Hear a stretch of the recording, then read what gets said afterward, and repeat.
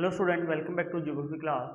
तो अपने twelfth class की जो हिंदी मीडियम की ज्योग्राफी है उसके अंदर आज चैप्टर 19 अध्याय 19 जो है वो स्टार्ट कर रहे हैं। उद्योग अध्याय 19 जो है वो उद्योगों से संबंधित अपनी।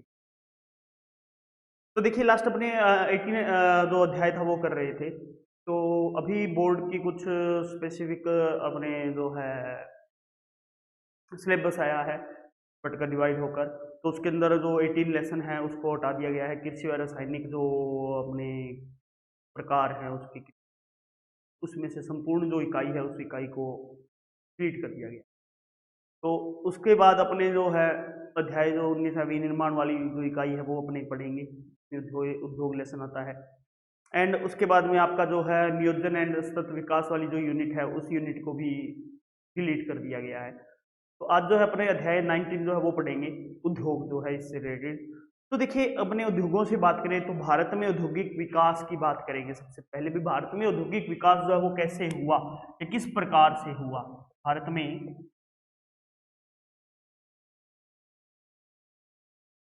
औद्योगिक विकास। तो देखिए बेटा अपने भारत में औद्योगिक विकास की बात करेंगे तो अपने भारत में अगर बात करें तो देखिए भारत प्राचीन काल से ही अपने कुटीर उद्योग जो है उसका बहुत ज्यादा विकास रहा और प्राचीन काल से ही भारत में जो है उद्योगों का विकास देखने को मिलता है। इस बात के अपने को जो प्रमाण मिलते हैं वो जो सिंधु घाटी सभ्यता है उससे अपने को प्रमाण मिलते हैं।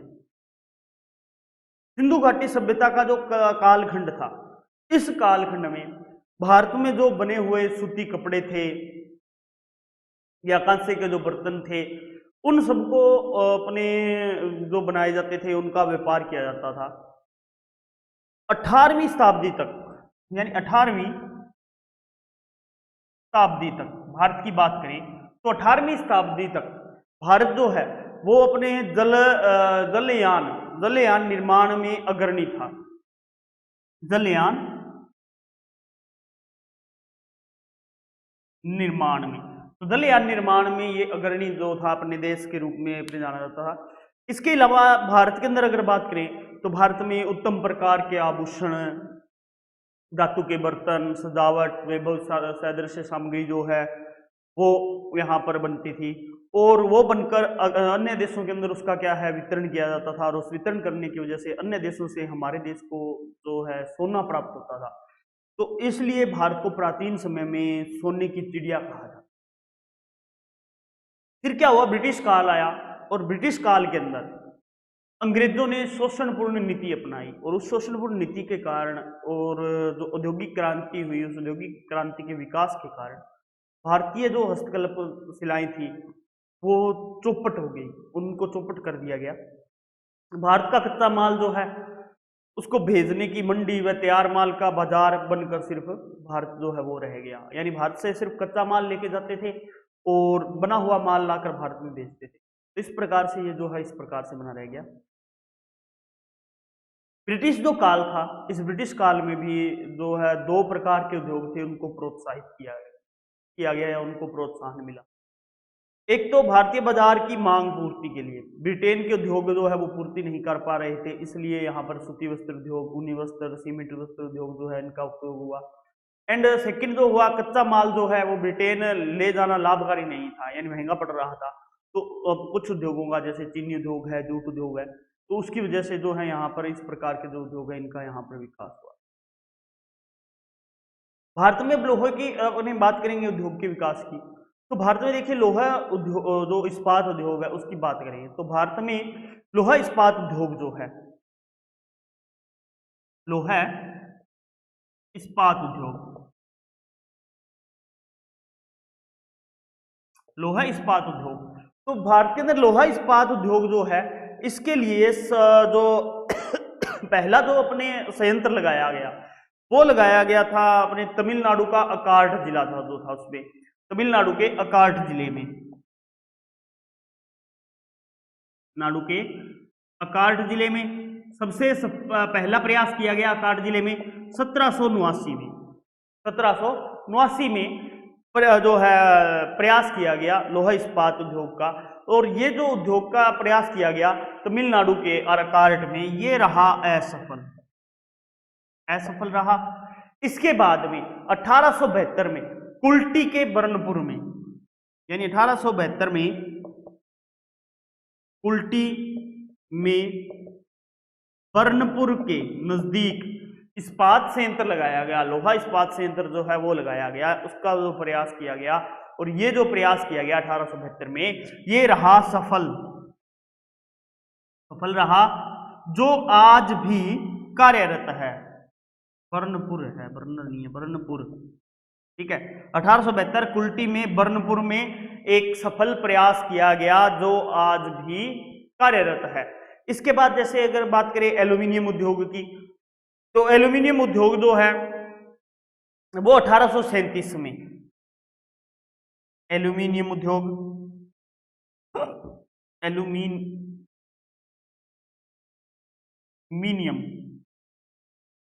उद्योग जो है इसकी बात करें तो एल्यूमिनियम उद्योग जो है ये 1837 के अंदर, 37 में जेके नगर में लगाया गया, जेके नगर पश्चिम बंगाल में, ठीक है, जेके नगर पश्चिम बंगाल में लगाया गया। 1904 में सीमेंट का पहला असफल कारखाना चेन्नई में लगाया गया। 1800 अपने बात 1904 की बात आती है तब ये हो गई। इसके बाद अपने 1904 में सीमेंट का पहला कारखाना लगाया गया चेन्नई में, जो असफल रहा। रासायनिक उर्वरक उद्योग जो है वो 1906 में लगाया गया, रासायनिक उर्वरक उद्योग 1906 में रानीपेट के अंदर लगाया गया था। ये जो तमिलनाडु है वहां पर सुपर फास्फेट संयंत्र की जो स्थापना की गई। तो ये 1906 तक जो है अपने उद्योगों का विकास हुआ। तो 1906 तक विकास होने के बाद 1923 के अंदर, यानी 1923 में एक औद्योगिक नीति बनाई गई, औद्योगिक नीति बनाई गई 1923 में। 1923 में औद्योगिक नीति बनाई गई। इस औद्योगिक नीति का निर्माण किया गया। तो उसका निर्माण करने का उद्देश्य क्या था? जो औद्योगिक विकास है उस औद्योगिक विकास को कर विश्व के अंदर युद्ध की जो परिस्थितियां हैं उनसे लाभ अर्जन करना। और इस समय कई उद्योग जो है वो भी स्थापित किए गए। लेकिन देश का विभाजन हुआ बाद में 1947 में। तो विभाजन के कारण जो है देश की जो अर्थव्यवस्था थी उस पर काफी वज्रपात हुआ। और इसके बाद अपने जैसे बात करें 1923 के बाद में जो नीति बनाई गई, इसके बाद जो उद्योग लगाए गए उनमें जो उद्योग लगाया गया वो जहाजरानी उद्योग लगाया गया। जहाजरानी उद्योग जो है ये लगाया गया 1941 में, ठीक है। विशाखापट्टनम के अंदर लगाया गया था ये 1941, विशाखापट्टनम, ठीक है। जहाजरानी उद्योग जो है 1941 में स्थापित किया गया विशाखापट्टनम के अंदर। हिंदुस्तान शिपयार्ड जो है उसके नाम से इसको स्थापित किया गया था। कागज उद्योग में प्रथम मिल जो है वो पश्चिम बंगाल के श्री रामपुर में लगी थी। कागज उद्योग की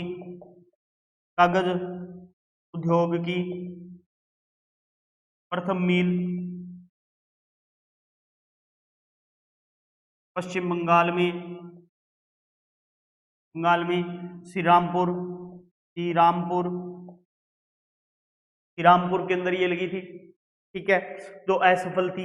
1889 लखनऊ में और 1881 टीटागढ़ पश्चिम बंगाल में भी स्थापित किया गया था कागज उद्योग। सूती वस्त्र उद्योग जो है उसकी अगर फर्स्ट अपने बात करें मिल, तो फर्स्ट जो मिल है वो 1819 में लगाई गई थी। 1819 में नहीं, 1818 में सूती वस्त्र उद्योग जो है 1818 में पोर्ट ग्लास्टर पश्चिम बंगाल में जो है स्थापित की गई। ये असफल रही। 1818 में जो फोर्ट ग्लास्टर के अंदर अपने कोलकाता पश्चिम बंगाल के अंदर जो ये लगाई गई थी मिल, तो ये असफल रही। इसके बाद 1854 में डाबर जो है उसके द्वारा मुंबई में प्रथम सफल मिल 1854 में 1854 के अंदर डाबर के द्वारा मुंबई के अंदर सूती वस्त्र उद्योग की अपने प्रथम सफल मिल जो है उसकी स्थापना की गई। ऊनी वस्त्र उद्योग जो है उसकी अपने मिल की स्थापना जो है 1876 कानपुर में की गई थी, लाल इमली के नाम से। स्वतंत्रता प्राप्ति के बाद में देखिए अपने जो स्वतंत्रता प्राप्ति हुई उसके बाद की अगर बात करें तो आर्थिक और सामाजिक जो उद्देश्य थे उनको पूर्ण करने के लिए सर्वप्रथम 6 अप्रैल 1948 को औद्योगिक नीति घोषित की गई। स्वतंत्रता के बाद 6 अप्रैल 1948 को औद्योगिक नीति जो है, औद्योगिक नीति जो है, इस औद्योगिक नीति को लागू किया गया 1948 को। तो औद्योगिक नीति को लागू किया गया। औद्योगिक नीति का लागू करना क्या था, प्रादेशिक जो असंतुलन है उसको कम करना था। ठीक है, तो इस प्रकार से जो है अपने उद्योगों का जो विकास है वो भारत में किया गया और धीरे धीरे जो है उद्योगों का विकास भारत में बढ़ता गया और आज जो है काफी उद्योग जो है वो भारत में विकसित हो चुके हैं। समय समय पर जो पंचवर्षीय योजनाएं चली उन पंचवर्षीय योजनाओं के अंदर भी इसका जो है उद्योगों को लगाने के लिए सरकार के द्वारा प्रोत्साहन दिया गया और इस प्रोत्साहन की वजह से जो है औद्योगिक विकास वो है लगातार हो रहा है भारत के अंदर। अब भारत के अंदर बात करेंगे अपने औद्योगिक विकास की बात हो चुकी है, भारत में औद्योगिक विकास जो है वो कैसे हुआ। इसके बाद अब बात आती है लोहा इस्पात उद्योग की। लोहा इस्पात उद्योग, लोहा और इस्पात उद्योग, लोहा और इस्पात उद्योग की बात आती है तो लोहा और इस्पात उद्योग की अगर बात की जाए तो देखिए लोहा इस्पात उद्योग जो है वो एक आधारभूत उद्योग है। क्यों है, क्योंकि देखिए इसका जब उत्पादन होता है तो इसके उत्पादन से सभी प्रकार की जो वस्तुएं हैं उन वस्तुओं के निर्माण में ये सहायक होती है और ये जो उद्योग है इस उद्योग से किसी भी देश का जो औद्योगिक विकास जो है उसकी नींव पड़ती है। औद्योगिक विकास की जो है वो नींव इसी उद्योग के आधार पर पड़ती है। भारत में अगर बात की जाए अपने भारत में लोहा पिघलाने की या ढालने की या इस्पात तैयार करने की जो परंपरा है वो काफी प्राचीन काल से भारत में मिलती है और ये प्राचीन काल का जो वर्क करती थी जाति वो अगारिया नाम के एक जाति थी। अगारिया नाम की जाति जो थी वो लोहा पिघलाने का कार्य करती थी, अगारिया। ठीक है, अगारिया जाति जो थी वो लोहे को पिघलाना, ढालना, लोहे से वस्तु निर्माण करना उनका कार्य ये करती थी। ऐतिहासिक तथ्यों से अगर देखा जाए तो पश्चिम एशिया के दशमिक नगर में जो तलवारें हैं वो तलवारें भारतीय इस्पात से बनती थी। इसके अलावा दिल्ली में कुतुब मीनार के पास अशोक महान का लोहा स्तंभ है जो लगभग 1700 ईस्वी पूर्व से खड़ा है वहां पर और यह जो है इस्पात का अनूठा उदाहरण भी मिलता है क्योंकि ये जो लोहा स्तंभ है इस लोहा स्तंभ पर आज तक जंग जो है वो नहीं आई है। तो इससे अपने को ये पता चलता है कि भारत में जो लोहा इस्पात तैयार किया जाता था वो कितना अनूठा उदाहरण था जिसके अंदर आज भी जंग नहीं आई है, सदियों से खड़ा है वो बाहर। तो इस वजह से तो यहाँ पे जो है इस्पात उद्योग जो है इसका काफी यहाँ पे विकास रहा और अपने जो पुराना इतिहास है उस पुराने इतिहास से जो लोहा इस्पात उद्योग जो है इसके बारे में काफी अपने चर्चा होती है, काफी इसके बारे में अपने ज्ञान जो है वो प्राप्त होता है कि लोहा इस्पात जो है वो प्राचीन समय से आ रहा है। अब भारत में लोहा इस्पात उद्योग की अगर व्यवसायिक रूप से अध्ययन करें, वे व्यवसायिक रूप से इसका जो प्रारंभ हुआ लोहा इस्पात उद्योग का वो आरंभ हुआ था 1870 में। 1870 के अंदर इसका जो है आरंभ होना स्टार्ट हुआ। आरंभ कैसे हुआ, जब बंगाल में आयरन वर्कर्स कंपनी ने झरिया के निकट कुल्टी में अपना संयंत्र स्थापित किया। इसने Bengal iron workers company, Bengal iron workers company ने, ठीक है, झरिया, ठीक, झरिया के निकट कुल्टी नामक स्थान जो है कुल्टी में, ठीक है, कुल्टी में अपना संयंत्र जो है लगाया। उस संयंत्र की स्थापना के साथ यहाँ पर कार्य करना स्टार्ट हो गया। आरंभ जो है लोहा इस्पात उद्योग का भारत में हो गया। यहाँ पर जो है वो केवल ढलवा लोहा जो है उस ढलवे लोहे का ही उत्पादन किया।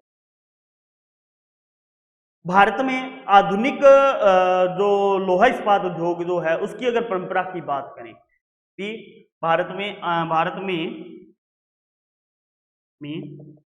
लोहा इस्पात की आधुनिक परंपरा जो है, परंपरा वो जमशेदजी टाटा द्वारा शुरू की गई। जमशेदजी टाटा तो थी, ठीक है। जमशेदजी जो टाटा थे, इन जमशेदजी टाटा द्वारा रखी गई आधुनिक लोहा इस्पात के जो नींव है उसकी रखी गई। कैसे रखी गई? उन्होंने 1907 में सांकची नामक स्थान पर, सांकची नामक स्थान जो था उस सांकची नामक स्थान पर, जिसे अब वर्तमान के अंदर जमशेदपुर कहते हैं, उस पर एक आधुनिक कारखाना Tata iron and steel company, Sakchi नामक स्थान पर Tata iron and steel company जो है, Tata iron and steel company जो है, इस Tata iron and steel company की नींव रखी, स्थापना की, जिसको अपने टिस्को कह देते हैं। TISCO, TISCO means Tata iron and steel company होता है, ठीक है। टिस्को जो है वो कहा जाता है। इसके बाद 1919 में बर्नपुर में, ये तो 1907 में थी, इसके बाद कब? 1919 में बर्नपुर में टिस्को की स्थापना की गई। इसको Indian iron and steel company, ठीक है, Indian iron and steel company, Indian iron and steel company, इसको जिसको कहा जाता है, उसकी स्थापना की गई। ये दोनों जो इकाइयां थी या दोनों जो यूनिट थी, ये दोनों यूनिट अपने प्राइवेट सेक्टर की थी, निजी सेक्टर की। इसके बाद अपने 1919 के बाद में 1923 में भद्रावती में, 1923 में, यानी दोनों इकाइयां कैसी थी? निजी। 1923 में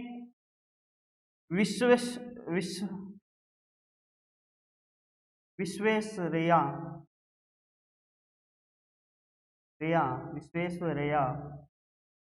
आयरन एंड स्टील कंपनी, जिसको मिस्को कहा जाता है, ठीक है, Visvesvaraya and iron steel company जो है, इसकी स्थापना की गई, जिसे अपने मिस्को कहा जाता है। 1923 के अंदर भद्रावती में ये की गई थी। और यह जो अपनी इकाई थी, ये इकाई सार्वजनिक क्षेत्र की पहली इकाई थी। सार्वजनिक क्षेत्र की, सार्वजनिक जो क्षेत्र था, उस सार्वजनिक क्षेत्र की पहली इकाई जो थी वो Visvesvaraya iron and steel company जो है, वो पहली इकाई थी, Visvesvaraya iron and steel company.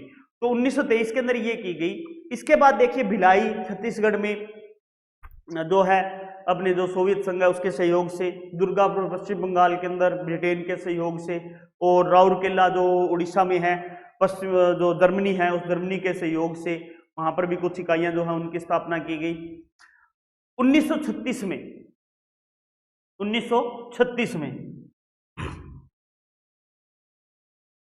1936 की बात आती है आगे। तो 1936 के अंदर कुल्टी व हीरापुर जो है, ठीक है, कुल्टी और हीरापुर जो है, तो हीरापुर और कुल्टी दोनों जो कारखाने हैं, इन दोनों कारखानों को Indian iron and steel company में मिला लिया गया, जो इसको है, ठीक है, इसको में मिला लिया गया। Indian iron and steel company में कुल्टी व हीरापुर जो इकाइयां थी, इन इकाइयों को शामिल कर दिया गया। 1935 में 53 में बर्नपुर जो है उसको भी इसमें शामिल कर दिया गया। 1953 में बर्नपुर को भी इसमें शामिल कर दिया गया, इसको के अंदर। तो ये जो है तीनों इकाइयां अब इसमें शामिल हो चुकी थी। तीनों इकाइयां इसमें शामिल होने के कारण ये 3 इकाइयां होगी। इसके बाद चौथी पंचवर्षीय योजना आती है। तो चौथी पंचवर्षीय योजना में जो इन कारखानों की जो वर्तमान क्षमता थी, उस वर्तमान क्षमता को बढ़ाने के लिए या उपयोग करने के लिए जो है उद्योग वगैरह लगाए गए, जैसे सेलम के अंदर तमिलनाडु में, विजयनगर कर्नाटका के अंदर, विशाखापट्टनम आंध्र प्रदेश में नई इस्पात कारखाने बनाए गए। इसके बाद अपने 1978 में जो बोकारो इस्पात संयंत्र था, उस बोकारो इस्पात संयंत्र ने 1978 के अंदर 1978 में बोकारो इस्पात संयंत्र का पहला चरण जो था वो कंप्लीट हो गया था। फिर पहला जो चरण है वो पहले चरण को कंप्लीट हो जाने के बाद इस्पात उत्पादन जो था उसमें काफी वृद्धि हो गई। फिर 1974 में 1974 की बात आती है। फिर 1974 के अंदर जो है सरकार ने सेल की स्थापना कर दी। 1974 में सेल जो है इसकी स्थापना की गई सरकार के द्वारा। अब सेल क्या थी? सेल जो थी ये स्टील अथॉरिटी ऑफ इंडिया थी। स्टील अथॉरिटी ऑफ इंडिया कहा जाता है इसको, steel authority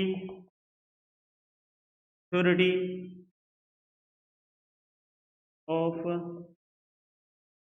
India limited, steel authority of India limited, ठीक है। Steel authority of India limited जो है इसको कहा जाता है, कंपनी की स्थापना की। इसका मेन उद्देश्य क्या था? जो इस्पात उद्योग जो था उस इस्पात उद्योग को के विकास के लिए जिम्मेदारी जो है वो इसको सौंपी गई थी। और इसके अंतर्गत अपने भिलाई है, दुर्गापुर है, राउरकेला है, बोकारो है, बर्नपुर है, तो इन इकाइयों को इसमें शामिल कर एक एकीकृत इस्पात संयंत्र जो है उसके प्रबंधन के लिए इसको उत्तरदायी बनाया गया। 14 जुलाई 1976 की बात आती है। 14 जुलाई 1976 की, 14 जुलाई 1976 को इसको जो है, ठीक है, 14 जुलाई 1976 की बात आती है। तो इसको जो है, इसको का जो स्वामित्व है वो सरकार ने अपने हाथ में ले लिया और सेल में इसका विलय कर दिया गया। सेल में विलय करने के बाद में ये 5 इकाइयां जो है उसको कार्यरत कर दिया गया। तो इस प्रकार से जो है इसका विलय जो है वो होता गया और अपने जो है लोहा इस्पात उद्योग का विकास भी भारत के अंदर बढ़ता गया। अब अपने बात कर रहे हैं लोहा इस्पात उद्योग की, तो अपने देखिए भारत में अगर बात करें तो भारत में वर्ष 2014 की बात करते हैं। 2014 के अंदर भारत में जो कच्चा इस्पात था उस कच्चे इस्पात के उत्पाद में चीन, जापान, यूएस के बाद भारत जो है वो चौथे स्थान पर रहा। और 2015 में बात की जाए तो 2015 में चौथे स्थान से ये तीसरे पायदान पर आ गया। 2014-15 के अंदर जो पिग आयरन का उत्पादन हुआ भारत के अंदर, उस पिग आयरन का जो उत्पादन था वो उत्पादन 9.69 मिलियन टन रहा। 9.69 मिलियन टन पिग आयरन उत्पादन रहा।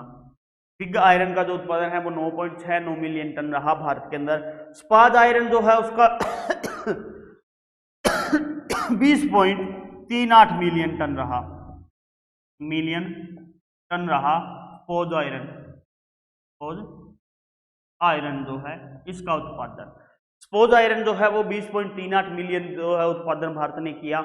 इसके बाद जो कुल तैयार इस्पात था, उस कुल तैयार इस्पात की अगर बात करें तो कुल तैयार इस्पात का 91.45 मिलियन टन जो है अपने व्यापार किया गया।